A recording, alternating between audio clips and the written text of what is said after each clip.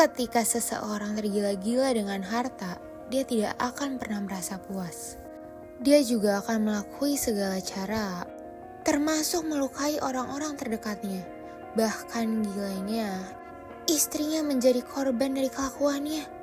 Cerita dari kisah nyata ini berjudul Pernikahan Sandiwara yang Berlumur Dosa.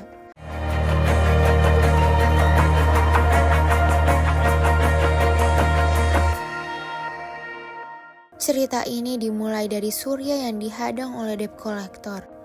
Karena selama ini Surya masih memiliki hutang besti. Gak hanya itu, karena masih merasa bad mood. Sampai rumah Surya jadi marah-marah kepada istrinya. Padahal istrinya sebagai ibu sambung sudah rela merawat anaknya Alif. Walaupun menjadi istri Surya sudah menjadi keinginan Yulia dari lama. Kalau bukan karena kamu keponakan aku gak bakal mau ngurusin kamu. Lagian juga kenapa sih Intan meninggal gak sama anaknya gitu? Di lain waktu, amarah Surya semakin menjadi ketika Yulia dengan mudahnya mengajak Surya untuk liburan. Ya wajar aja. Mungkin Yulia terlalu lelah menjadi ibu rumah tangga tanpa perhatian suami. Awalnya, respon Surya sepertinya bisa aja ya Besti. Secara tiba-tiba, Surya menolong perempuan cantik yang Surya belum kenal. Karena hampir dicelakai orang jahat. Siapa sangka, ternyata perempuan itu bernama Anita. Dan ia adalah bos dari perusahaan yang memberikan dana untuk perusahaan Surya yang hampir bangkrut. Saya akan cairkan berapapun dana yang kamu minta supaya perusahaan kamu juga bisa terselamatkan. Mbak, ini serius Mbak? Jujur memang perusahaan saya itu memang butuh suntikan dana. Ya kira-kira itu sekitar 1 miliar Mbak. Oke, saya akan segera mencairkan dana itu. Karena Surya mendapatkan uang untuk membiayai perusahaannya, Surya mampu untuk membayar hutang-hutangnya. Ya ampun Besti, kok aneh banget ya? Tiba-tiba Yulia mendapatkan teror gitu di rumahnya. Sedangkan Surya malah senang-senang bersama Anita. Mimin jadi curiga kalau mereka sama-sama cari kesempatan.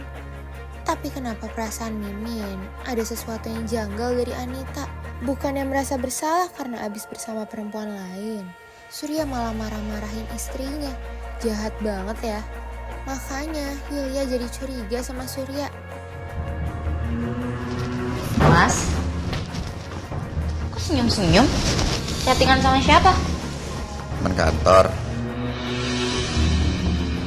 Lah biasanya chatan sama teman kantor pakai senyum-senyum segala. Kamu itu apa-apaan sih? Kamu curigaan aku yang enggak berbuat yang aneh-aneh gitu sama teman kantor? Wajar gak sih aku curiga? Aku kan istri kamu suami aku. Ya terus aku nggak boleh apa chatan sama teman kantor aku sambil senyum-senyum? Nggak boleh? Ya udahlah, aku chatan di luar aja. Masa aku di sini? Dan aku chattingan di luar. Aneh banget sih mas. Kayaknya ada yang disembunyiin deh dari aku. Aku harus cari tahu. Soalnya nggak biasanya Mas Surya kayak gitu. Ternyata Yulia sudah berencana untuk menyewa babysitter untuk anaknya. Karena ini semua dia lakuin untuk mencari tahu kebenaran soal Surya. Tuh kan Besti, Anita memiliki niat untuk mendekati Surya. Bahkan dia meminta untuk dinikahinya. Aku mau kita menikah. Kita gabungkan perusahaan kita. Aku yakin perusahaan kita akan semakin besar nantinya. Yulia yang tahu jadi marah. Tapi bisa-bisanya Surya malah bohong.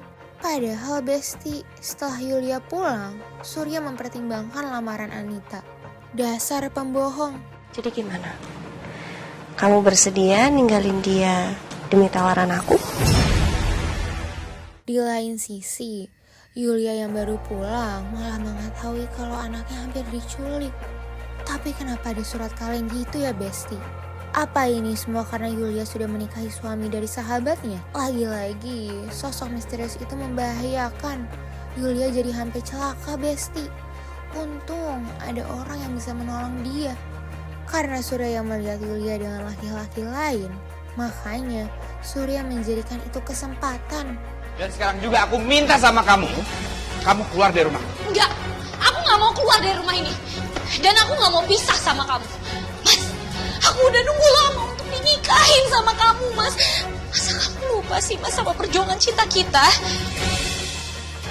Ternyata Besti, Yulia sudah memiliki hubungan lebih dulu dengan Surya sebelum Intan meninggal. Ya ampun, jahat banget ya Besti. Loh, kok serem banget. Yulia sampai ke bawah mimpi kalau Intan menghantuinya. Sepertinya ini karena kejahatan Yulia yang sudah merebut Surya.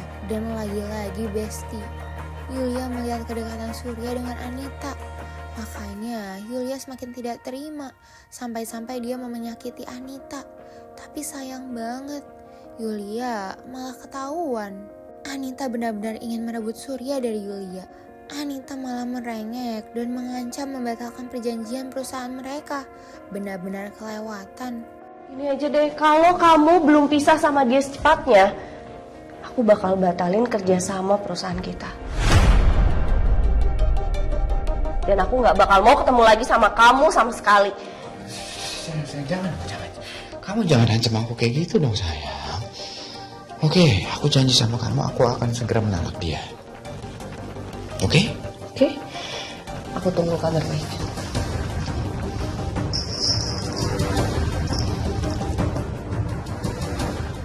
Mimin jadi curiga Besti melihat perubahan sikap Surya yang tiba-tiba jadi romantis gini. Jangan-jangan Surya punya niat lain deh. Tuh kan benar Besti, mereka berdua harus mencari pertolongan karena bannya yang kempes. Tapi Yulia yang mau jatuh ke jurang malah ditinggal gitu aja sama Surya. Tega sekali Besti. Memang gak seperti apa yang gue rencanain, tapi Yulia tuh jatuh sendiri, bukan salah gue kan? Ya kan? Akhirnya gue bisa melenyapkan Yulia dari hidup gue. Surya yang mau kabur malah dihadang sama sosok misterius. Sepertinya benar-benar ada yang mencurigakan deh Besti. Anita seperti ingin sesuatu dari Surya. Anita merekam obrolan mereka diam-diam. Bahkan Besti, Anita juga meminta perusahaan Surya diubah menjadi namanya. Menurut Mimin, Anita hanya ingin harta kekayaan Surya. Innalillahi Besti, Yulia dinyatakan meninggal. Para warga yang menemukan langsung menghubungi polisi. Dan bisa-bisanya ya, Surya pura-pura sedih gitu mengetahui Yulia yang sudah meninggal. Loh Besti, Surya jadi bingung mengetahui kantor Anita yang sudah kosong. Oh Besti, ternyata selama ini Anita benar-benar memiliki niat buruk. Dan selama ini dia lakuin untuk membalas dendamnya kepada Intan. Anita dan Rudy tidak terima melihat sahabatnya yang sakit hati. Aku deketin kamu hanya untuk membalaskan dendam aku atas perbuatan kamu terhadap Intan.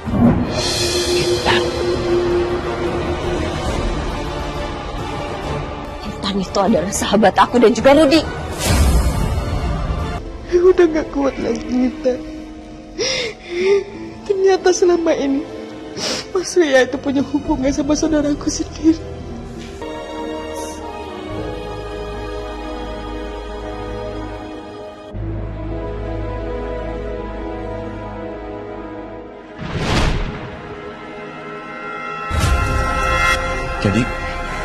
Jadi kamu selama ini ngejebak aku? Aku deketin kamu dan bikin kamu jatuh cinta sama aku supaya aku bisa mengambil perusahaan Intan yang udah kamu kuasai. Dan lebih gilanya, Anita memang berencana merebut kembali perusahaan Intan yang sudah diambil Surya. Ini semua karena kejahatan yang udah diperbuat Surya sendiri.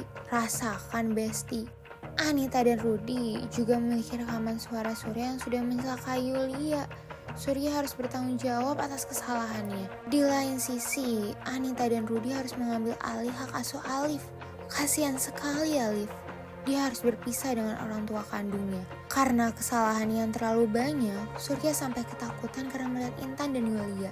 Dia benar-benar halusinasi. Sampai-sampai dia dibawa ke RSJ.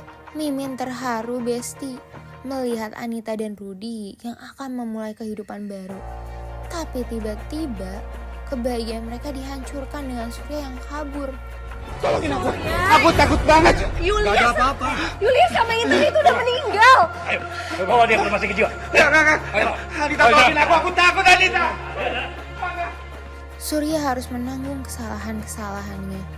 Tapi semoga Anita dan Rudy akan bahagia terus bersama Ali. Nah, Besti Indosiar, biar tahu pembelajaran dari kisah nyata lainnya, saksikan terus kisah nyata hanya di Indosiar atau tonton tayangan ulangnya di video.